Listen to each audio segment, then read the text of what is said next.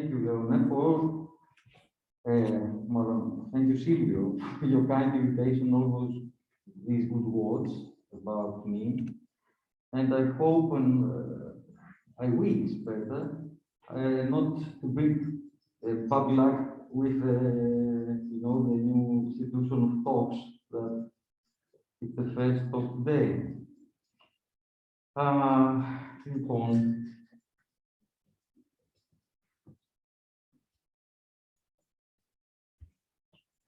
The excavations of 1885, am I hearing well?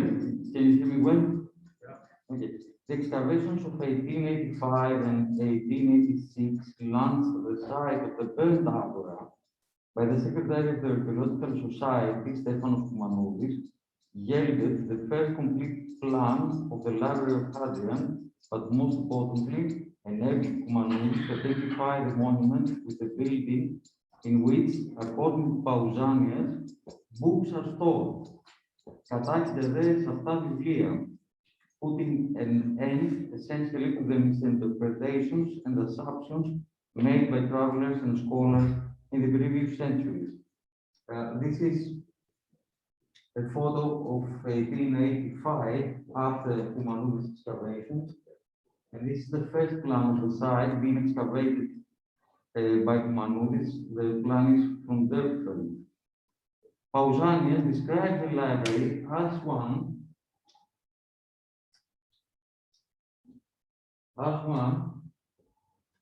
of the most splendid buildings decorated with 100 columns of Phrygian marble, while its rooms were richly decorated with gilded roofs and alabaster stones, paintings and statues. Here you can see 3D icons of the library being created by the collaboration of that we have with Professor Kanellopoulos and Dimitris. We have many aspects of the interior and the exterior of the library. It's very useful. At that time, this excerpt of Pausanias 1.18.9 has been variously interpreted by researchers, thus leading to many different identifications of the library's buildings. The lead building of Hadrian's library bears striking morphological, I apologize for the image, striking morphological resemblance to Vespasian's home Vitis Temple of Peace in Rome, that has been regarded as its direct architectural model from which it was inspired. This is the library, and this is the two monuments in parallel. Together with the neighboring form of Caesar and Augustus, the similar in planned city marketplace, they must have comprised for Athens the equivalent of Rome's Forum Romanum. In other words, it constituted the cultural center of the city, accentuating emphatically the physical presence of Rome in the heart of the ancient urban fabric. The library and the Roman Agora besides. Aside from the symbolism of imperial grandeur, the library's building accommodated numerous activities. It functioned as a library, a place in which the imperial cult was practiced, an administrative center, and an exhibition space for display of works of art. One of the main features of the libraries during the imperial period was their rich and sumptuous decoration. The surviving parts of Hadrian's library, stripped today of their original ornamentation, have been the result of the building's successive uses and the impact of historical events, the gravest of which was the Herculean invasion of 267 AD. Excavations performed in Hadrian's library and the surrounding space of the monument have brought to light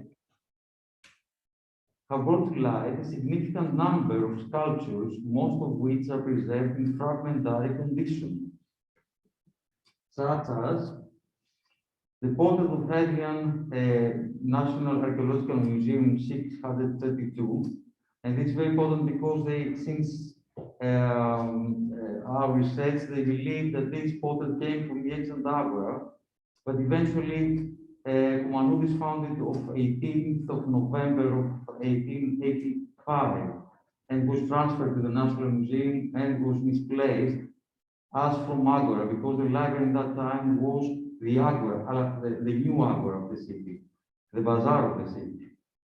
The head of an over-life-size statue of Atene of the Justinian type, the other view, this is the Justinian type. A male torso of the type of Praxiteles resting satyr on Apavomenos. Other parts of statues, such as Curious statue, a pair of gigantic hands from Acrolytic statues, which I firmly believe that's from a statue of Hadrian in this form. They had the form of the hands correspond exactly to this stance, and some fragments from portraits, and these two portraits that was found in the area of the library back in 1815, as Pitakis describes. However, the most significant find was discovered in 1999 during excavations at the north wing of the library's facade, when part of an oversized globe with a part of the imperial fleet depicting portion of the right foot of the figure was found embedded into a wall built during the period of the Ottoman occupation. The find consists of a piriform flattened globe on which the right foot of the figure is preserved up to the metatarsus. The integral foot is planted firmly onto the globe. The outline of the foot has been carved with a drill. The toes are fully preserved, with the exception of the hallux, from which a large portion of the front part has been chipped off. The rest of the toes have been naturalistically rendered with great plasticity. Judging by the position of the foot, it transpires that the figure was not completely upright, but tilted gently to the right. Underneath the globe, a very small fragment of the integral plinth survives. Traces indicating coarse processing have been preserved on the base, many of which have resulted from the reuse of the fragments. Marks of the rasp used for burnishing are visible over the entire surface of the sculpture. Undoubtedly, this fragment, which is 54 centimeters high and 40 centimeters wide, is the parallel of the Nike statue recovered sent into the wall of an Ottoman cistern at the south wing of the facade of the library, of course, in 1988. The sculpture, preserved to a height of 2.55 meters, depicts a Nike dressed in peplos descending from the sky. Her right foot rests onto the globe, while the fragmentarily preserved left leg is advancing. Both her arms, which have not survived, were raised. Also missing are the wings and the head, to which the fragmentary female head found in 1992 within short distance, which has been attributed based mainly on the size. The rear side is not elaborately carved, whereas in the lower part, a deep square socket, you can see that, even though the picture is not, because we cannot today photograph it. This, a large socket,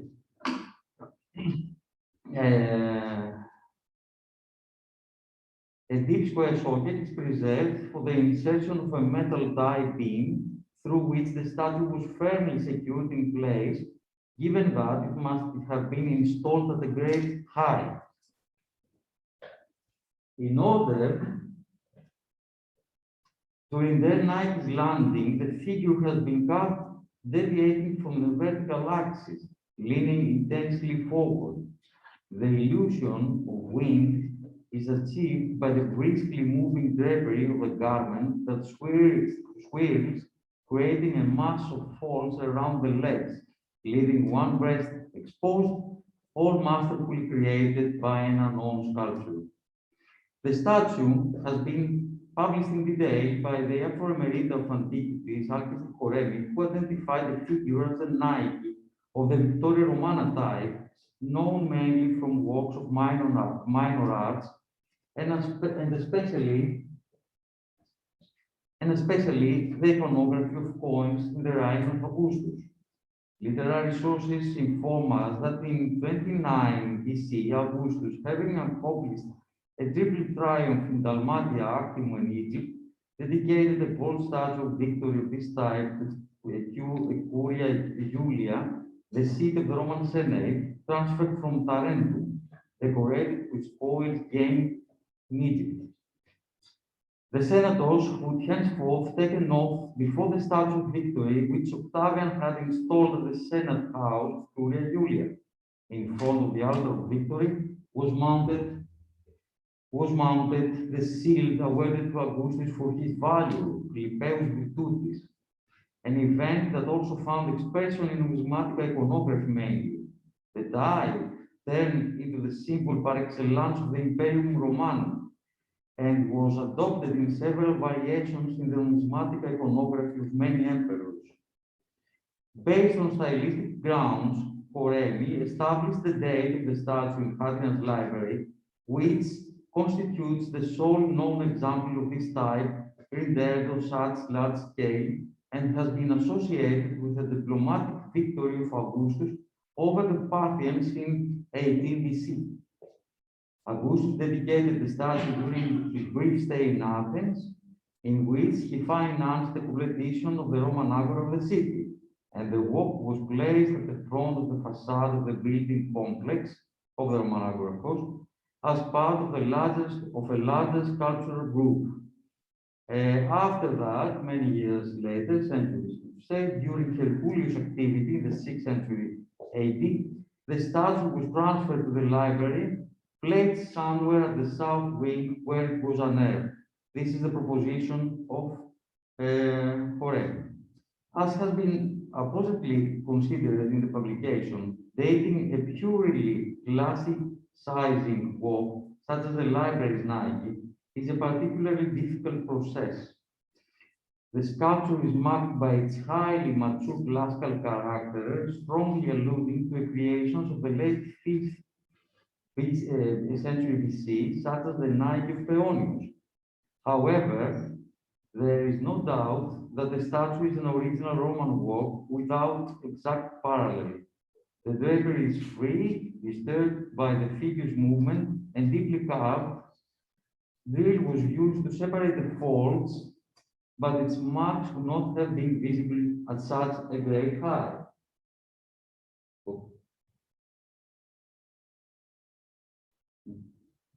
Here you can see the lines between the folds, which they were not, they are visible, but however, you cannot see it if the statue is on a large, being placed in a higher position. Rust marks are clearly noticed. In addition, the edges of the garment, particularly on the back side, which have not been rendered in detail, are elements that stand in contrast to the plain, plastically firm and elegant folds of the statues in Augustus' age. The drapery bears many similarities to that of four fragmentary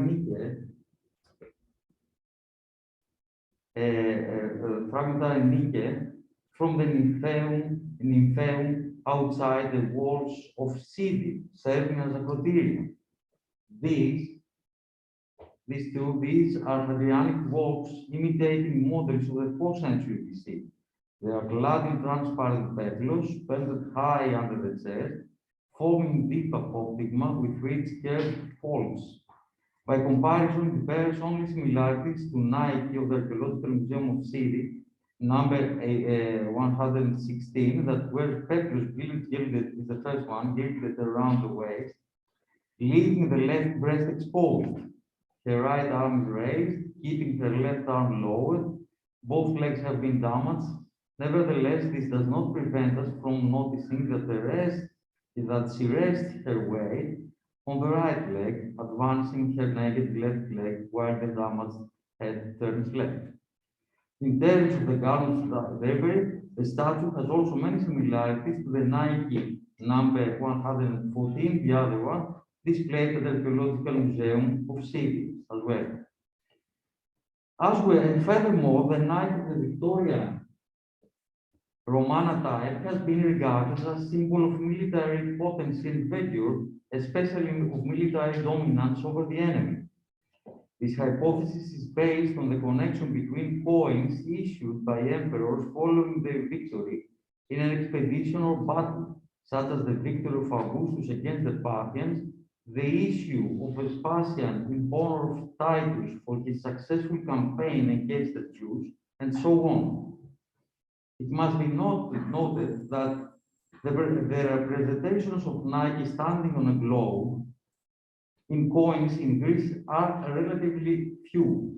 The theme appeared for the first time in Corinthian issues under Tiberius and have also been spotted in Thessaloniki, in coins of Philippi of the 1st century AD, coins issued by the Kino of the Macedonians, the Kino of Thessaly, in the Rhine of Nero, in coins of Thebes under Galba, and also in coins of Stobi, dating back to the period of the Flavian dynasty. Based on the above, it has been argued that in the eastern provinces, the image of Nike on globe is not necessarily associated with a military event, but generally displays of the emperor's world's dominance. This element, in conjunction with a rather erroneous, in our opinion, view that Hadrian's military exploits were not analogous to those of his predecessors, led the disassociation of the statue from him. According to a different view, the image of the pacifist Emperor Hadrian was forged after World War II by historians that saw, the modern historians of that period, that saw in the emperor who refrained from embarking on bloody military operations an ideal leader. Others have argued that the publication in 1951 by Marguerite Yourcenar of the famous historical novel Memoires de Hadrian, that was widely distributed and enjoyed great popularity, also led to the same effect, the pacifist emperor. An additional supporting argument was that we are not aware of coin issues in Hadrian's numismatic iconography with representations of Nike standing on a globe, although they are later accounted in the age of the Antonine dynasty. However, recent studies have shown that the theme was not particularly rare, given that coin issues under Hadrian with depictions of Nike of nearly all known types are found in Nicopolis and Ephesus, while a very large number comes from Alexandria, but also other regions in Greece, Asia Minor, and the East. The image of Nike is taken on a globe holding wreath and palm branch, depicted on the reverse of a bronze coin from Amphipolis. This is of special significance. Unfortunately, I don't have a picture of that specific coin. On the obverse, the half-length portrait of Hadrian wearing breastplate is shown. Similarly, the reverse of a bronze coin issued in Tomis, this one, is occupied by the figure of a Nike on a globe holding a wreath and a branch in her right hands, while the head of Hadrian is depicted on the obverse.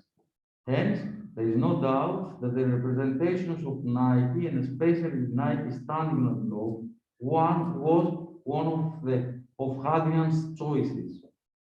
Moreover, nearly all curious statues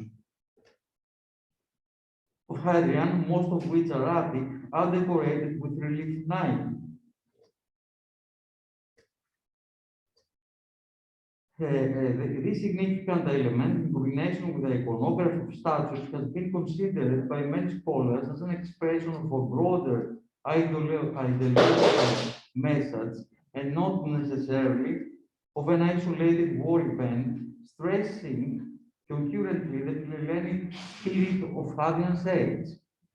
According to recent approaches to the subject, the curious statue type and by extension its decoration reflect the historical circumstances under which Hadrian assumed power, when incidents such as the rebellion of the Jews of the diaspora that spread across a large part of the Mediterranean took place. The positive attitude of the Greeks in restating order across the region may have inspired this elaborate iconographic program.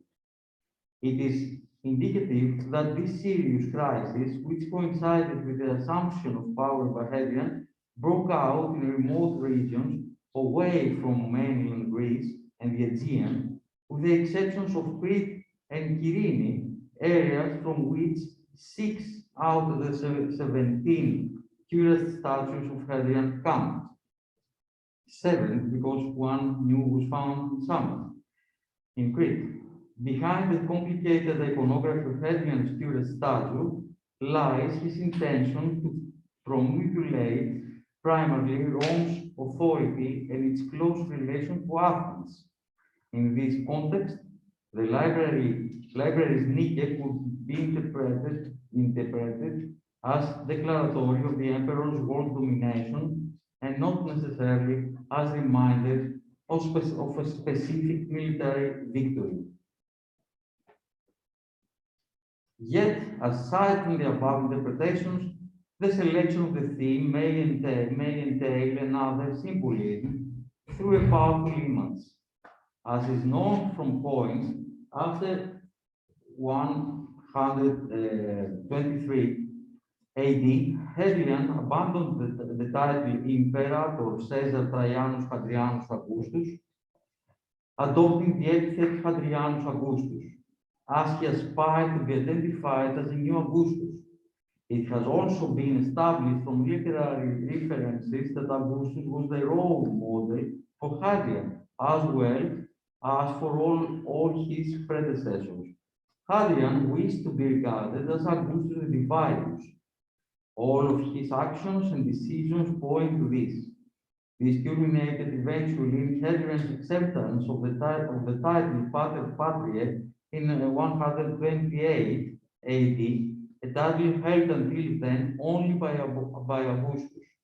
In addition, Hadrian, faithfully imitating Augustus, became the first Roman emperor after Augustus to be initiated into the Eleusinian mysteries. A statue of Hadrian was installed at the Parthenon, next to that of Athena Parthenos, and opposite the statue of Augustus and Rome in the namesake monopteral temple on the Acropolis. Moreover, a curious statue of Hadrian was erected in front of the Stoa of Zeus Elefthereus in the ancient Agora, where lay the statue of the imperial cult of Augustus. Finally, his cult at Athens, as of Augustus, was associated with Zeus, but also Dionysius and his self. If based on numismatic iconography, Nike standing on a globe was, as we already mentioned, the main type of Victoria Augusta, then it might be argued that the selection of this specific statue type for Hadrian's library clearly denotes the emperor's intention to honor Primus Princeps Augustus. Hadrian's imitatio Augusti becomes manifest in his building program for Athens, which in some respects was similar to Augustus' program in Rome, as the Catholic Cesare has pointed out. The entire layout of the library, its symmetry and resemblance to the neighboring Agora of Caesar and Augustus revealed further ideological associations. The recovery of the second globe that belonged to a Nike statue now confirms the view that there existed a group of statues based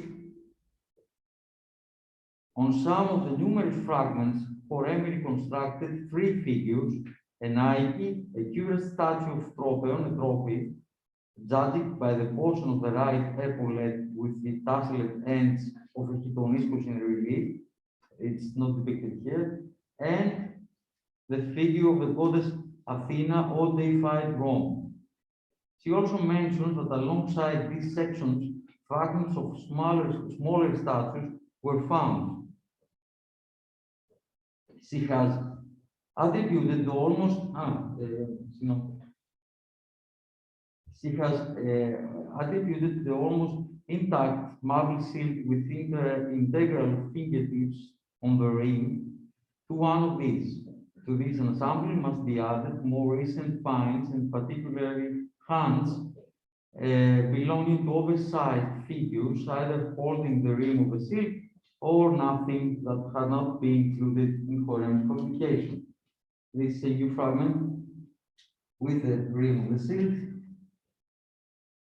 There is also a fragment without nothing. Excavation at the facade of the library have yielded many fragments of marble silks, some of which come apparently from Nike statues. Poremi's publication of Nike reconstructs her figure holding a silk high above and behind her head. More specifically, she associates four fragments that belong together, coming from the rim of the silk, whose estimated diameter is 82 centimeters, in which one side preserves in the center the fingertips of the figure. Based on examples, but mainly on smaller works, she maintains that the center of the silk, which is not preserved, would be occupied by the image of a person in the form of imago clipeata. However, due to technical reasons, mainly, the proposal is rather problematic. From the age of Augustus onwards, the silk in the iconography of coins and other visual media is combined almost exclusively with Nike as a symbol of divine victory that never abandoned the ruler. It calls to mind the Clipeus Virtutis, the golden shield awarded to Augustus by the Senate in 27 BC, that was displayed at the Curia Julia alongside the statue of victory from Tarentum. The iconographic combination of the theme are numerous and play together a wide variety of symbols. However, in iconography, Nike are mainly depicted holding wreaths, tropea. In the library, fragments of marble wreaths and leaves, and also fragments that possibly came from a tropeon have been unearthed. All of the fragments, as well the statue of Nike and the preserved section of the base of the second Nike, have been recovered in the same area in front of the wings of the monument facade. This fact, in combination with the large size of these works that had to be mounted at a great height, enabled us to hypothesize that the original position was on the wall of the library's wings, and more specifically on the projections of the tablature above the Corinthian columns, like that.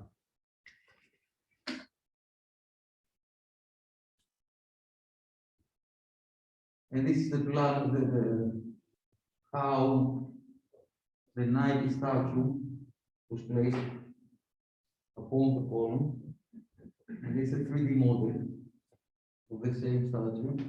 We're missing this part, we're missing the pedestal. But I don't know, it could be around the side in small pieces, I don't know.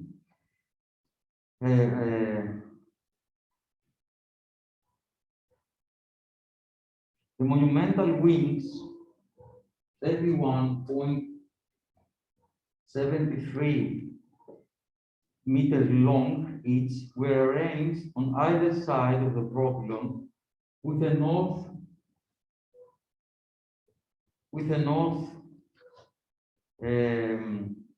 flank having been preserved in better condition. The flank featured projecting colonnades, each one consisting of 7 occluded columns made of Carystian marble, whose height ranged between 7.8 and 7.15 meters. Each column rests on a tall pedestal, postamenta, which in turn are supported by plinths built of pedelic marble. The overlying broken entablature consists of an undecorated banded epistyle with integral, similarly undecorated frieze and cornice, whose lower surface is furnished with dentils and coffers that occupy the spaces in between. The cornice is integral with a sima which does not fit through waterspouts. An Attic podium would have been built on the wall of the wings, scant evidence of which is preserved today. You can see that this is above the wing of the library.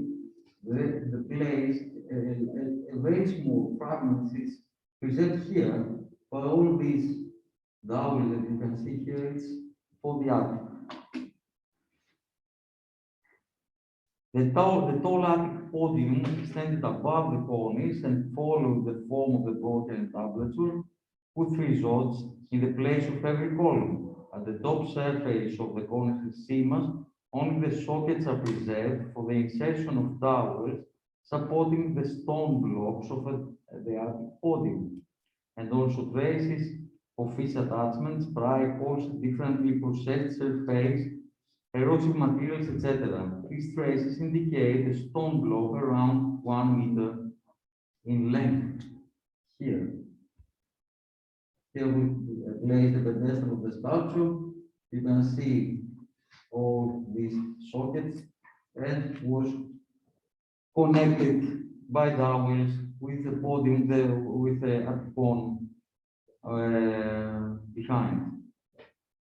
Based on examples of other buildings decorated with statue or reliefs at this position, M.A. Sisson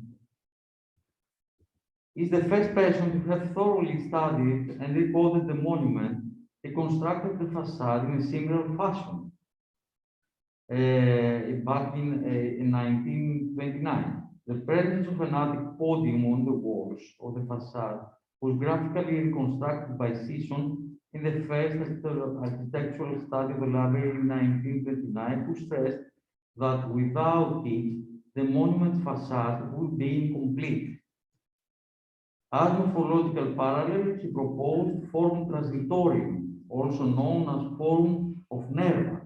He constructed by analogy the statues in front of it. The monument's researchers that followed agree on this of the presence of the podium, yet without providing additional evidence. It should be noted that at this point that George Spinis considered the library's attic podium as one of the possible positions of a group of reliefs dating back to that period. Excavation at Hadrian's library has yielded several significant new finds added to these reliefs that will be discussed in a while. If this view is valid, the row of these statues, 2.75 meters high, based on the example of Nike mounted at the height of 14.11 meters, would have imparted magnificence and scenic sensationalism, elements befitting a forum building, not a library. This argument is further supported due to the aforementioned symbolism by the possible presence of Nike position that bears witness to the power and respect of the Emperor Hadrian for the city of Athens, where instead of Rome, he chose to build the library, the magnificent imperial forum, fulfilling a variety of functions or roles and display his guests, not at library at Athens. I will conclude if you have time. You have time? Yeah. Okay, with some remarks. This is the present situation of the north wing of the library. I suppose. With some remarks for this groups of reliefs that the Sphinx believes, or he has written in his book, that some of them should be placed down on the facade wall or on the top of the facade wall in the place where we believe that were statues.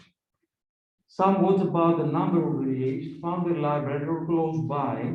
In 2002, if I remember well, Professor George Spinis published a book with a series of high reliefs of the 2nd century AD. Some of them are presented here. A large part of them were found at the library or in nearby places in the past. He distinguished 5 different groups of reliefs, the most numerous, the one which is close to the frieze of Fedor Vima, or the original frieze of the Fedor Vima in the theatre of Dionysus. Furthermore, he connected them as a part of the sculptural decoration of Velineum, the famous sanctuary of Dionysus, which is possibly located at the east of the library. Some fragments from the same frieze, these are new, has been found in excavations around the library, especially at the Eolos Hotel. The Eolos Hotel, I mentioned the Eolos Hotel because it's a large-scale excavation conducted by the Eforia, just at the corner of the library, where at the basement we found the corner of the library itself and the part of a gate of the post-terminal wall and many other things. The Aeolus Hotel was the first hotel of Athens, built in 1846 or even earlier. Additionally, many smaller fragments, leads, etc., from the figures of the frieze was deposited in the storerooms of the library, which the Sphinx hasn't seen and published them. These 2 fragments are from the same scale, and it's the same, especially the female figure, it's almost the same as one that the Sphinx has published. These are the fragments that from the storage of the library. In the last years, 4 new reliefs of this category has been found. The basic difference from that of the Sphinx fragments is that all of them have smaller dimensions, and they cannot be assigned to 9 of the 5 known groups, the groups that the Sphinx has distinguished. Every slab has 12 to 13 centimeter width. In the better preserved, this one, the better preserved, a naked man with a shield and possibly a helmet on his broken head is depicted. Its height is, its dimensions, it's 52 to 43 centimeters. The torso of the figure is well preserved up to the upper part of the thighs. The figure depicted is turning to the right, while in the opposite direction is the head. Probably, with the upraised left arm, he must hold a weapon or something like a weapon, whereas with the other arm, he holds a large shield of the agile type, which is connected firmly to the slab, the rear surface of the slab. The second relief, it has almost identical dimensions to the former, but it's preserved in poor condition, as you can see. You can the upper torso of a male figure is preserved, which is possibly depicted seated on the ground. The surface of the sculpture is heavily eroded and part of it being broken or chipped away. A part of the back side of the lower left leg of the second figure is depicted at the right of the first figure. And traces of a second leg is close to the first. In the next 2 reliefs, 2 women are depicted. The first, a figure from the breast to the thighs, moving to the right. She is clad with purple and himantine. A very small part of the left arm is preserved, which is covered to the left and out, like stretching it out from the slab. The folds of the pebbles are flat, while the folds of the formation underneath have wavy endings. The second relief, which I'm not very sure for the moment, that is on the same category, and have some reservation about that. Only the right leg of the figure is preserved in white fading to the left. The garment depicted on the leg, while the space between the two legs are covered of diagonal carved folds. However, the better preserved relief is that with the depiction of goddess Athena, stretching to the left. The large part of the head is broken, as well as the arms, while the legs are preserved to the height of the knees. The goddess wears Attic variety, a peplos of Attic variety, well fastened at the waist and diagonal ease from the right shoulder and under the left breast, while a part of the Gorgonian face is preserved and some of the yeast point snakes, small scale snakes here, and this is the face of the Gorgonian. The figure of the reliefs are well inspired from statuary types of the classical or Hellenistic period.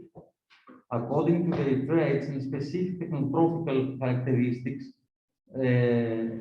especially the folds and here, the face of the Gorgonian, and of course, they are heavily, all of them are heavily rasped, a sign of rasp. They can be dated to the 2nd century AD. To our point of view, the reliefs belongs to a group with a gigantomachia, the value of the gods of the giants, very close to that of Pergamon altars. In the two fragments with the male figures, could be interpreted as fighting giants, in one case of a dying giant, while on the slab with the female figures should be interpreted as goddesses. The key case in the overall is the relief with the Athena.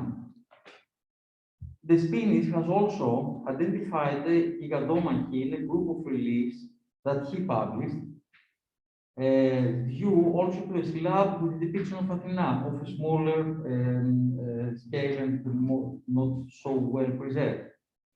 The gigantomachy as subject was very popular during the empire, especially this era of Hadrian and the Antonines. Similar relief friezes has been found in Rome, in Aphrodisias, in Leptis Magna, Corinth, etc. In all cases, the inspiration was a Pergamon altar, which, to my point of view, is obvious to that figure, while the meaning was simply the struggle of the light contra the darkness. For the place that the original was stood, these reliefs, as I have already said, the Spinis has proposed that could be placed better at the top of the library's both wings, or even at the down close to the ground, or even I'm not sure, could be, we can suppose a pedestal, a large pedestal of statue or something like that. Could be, however, came from a different building from the Hadrian, such as the building close to the ancient Agora, the so-called Basiliki, or of the Hadrianic age, or even though and of course the sanctuary of all the gods, the so-called Pantheon, which is very close to the library, and the other proposal, not so. It's this building that lies adjacent to the library of Hadrian, of the north wing, north of the library, which is a fountain of, after Hadrian, of Hadrianic, of Antonine period. As I told you, this is preliminary reports, some notes. These are to be published, and so I think we found something better to say about them. Thank you very much.